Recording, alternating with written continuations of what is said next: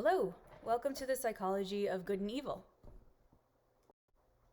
In this lecture, we'll continue on the topic of moral judgment, and we're going to explore another model of moral judgment from Ryan Fisk, the model of moral judgment as relationship regulation. This model is quite different from the previous ones. It extends thinking about moral judgment beyond a person and their acts. It highlights the social cultural contexts of victims and transgressors and the people who judge and punish them. So the dashes, that dash line between the figures here, that's what's important. The connections between people and the structures that shape those connections.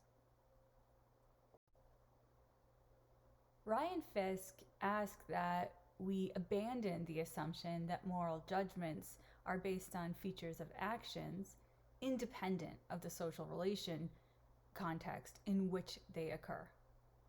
That is, they propose that moral judgments are not based on questions like, did this act cause harm? Was this act intentional? These are precisely the questions we asked before in act-based models, such as Bertram Molley's path model of blame.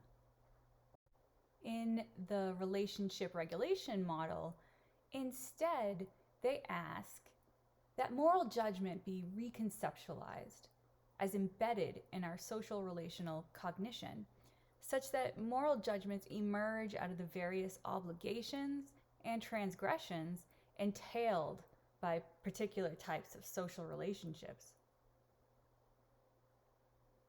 Thus, they might involve questions like, did that act support us against them? Did that act follow orders?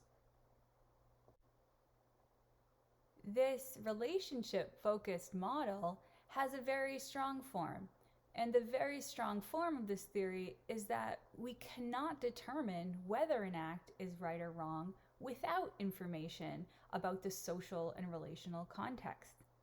That's necessary for us to even determine right or wrong.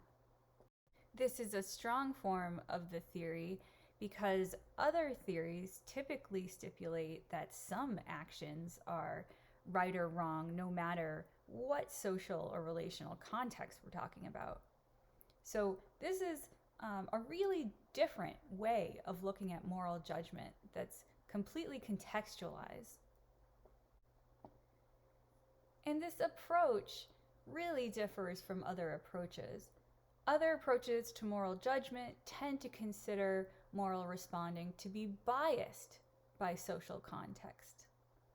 The relationship regulation approach, it considers moral responding to be fully determined by social context. So they're completely focused in different directions.